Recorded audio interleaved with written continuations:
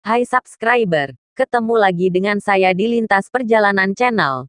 Tapi sebelum kita lanjut, jangan lupa untuk memencet tombol subscribe-nya, agar channel ini dapat berkembang terus untuk menyajikan konten-konten yang unik dan menarik.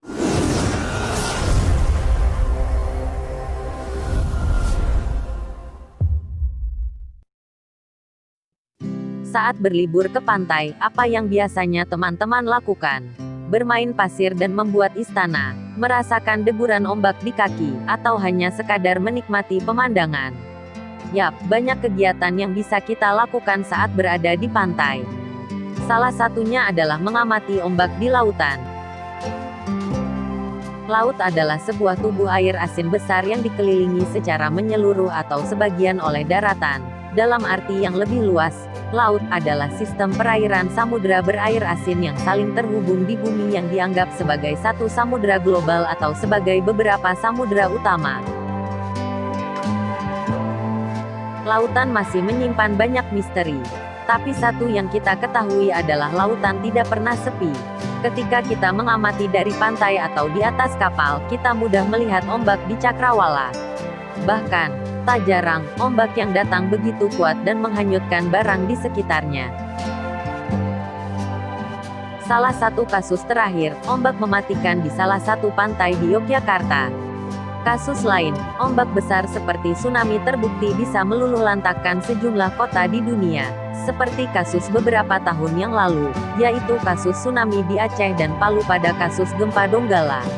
Pada dua kasus tersebut, terlihat seolah ombak membawa air yang menghancurkan. Tapi, sebenarnya, air tidak bergerak dalam ombak. Ombak bukan mengirimkan air, melainkan energi yang melintasi lautan. Ombak paling sering disebabkan oleh angin. Gelombang yang digerakkan angin ini tercipta dari gesekan antara angin dan air permukaan laut. Jenis ombak ini sangat mudah kita temui baik di pantai maupun danau. Namun jika berbicara mengenai gelombang yang berpotensi bahaya, kemungkinan ada sebab lain.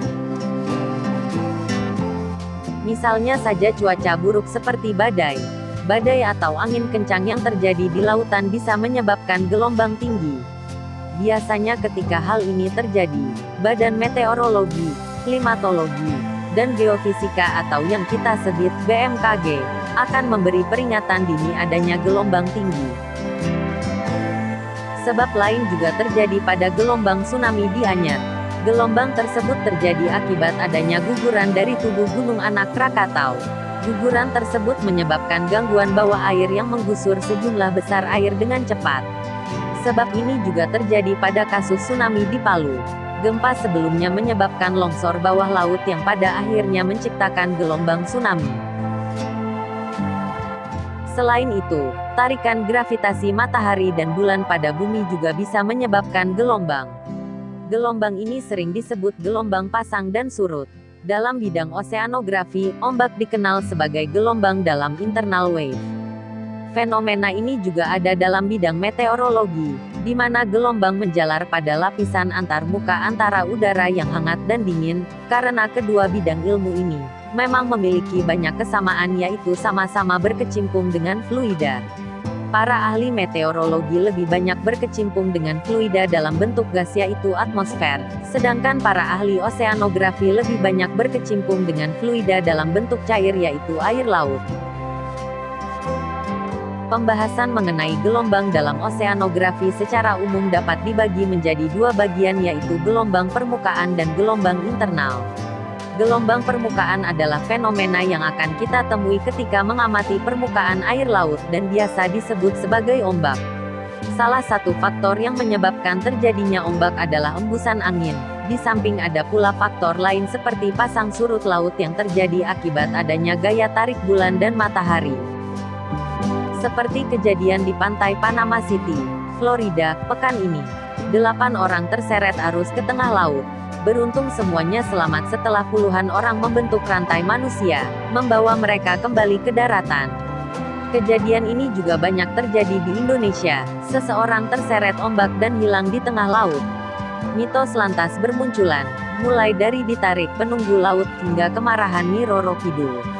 Namun ternyata fenomena ini bukan barang mistis, melainkan sangat ilmiah.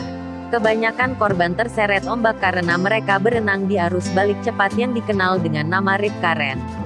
Rip current adalah jalur aliran air sempit dengan luas sekitar 9 meter.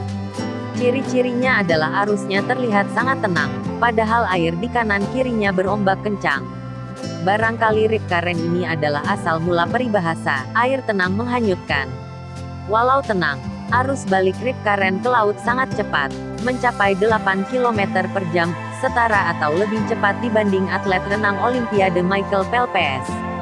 Karena terlihat tenang, maka seakan ombak itu aman. Banyak wisatawan yang kemudian bermain di dalamnya.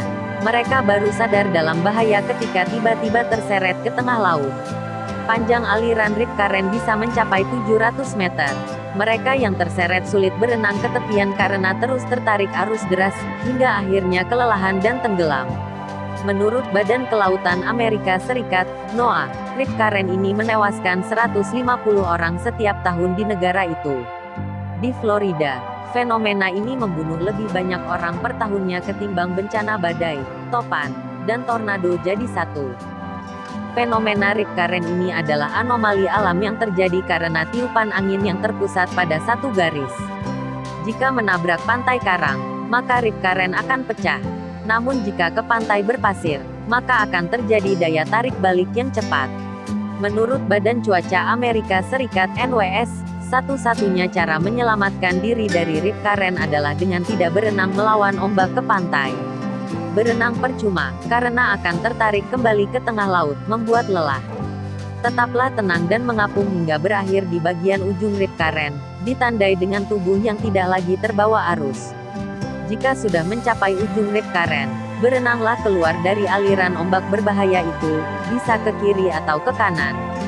Setelah keluar, berenanglah ke pantai atau melambai meminta bantuan penjaga pantai.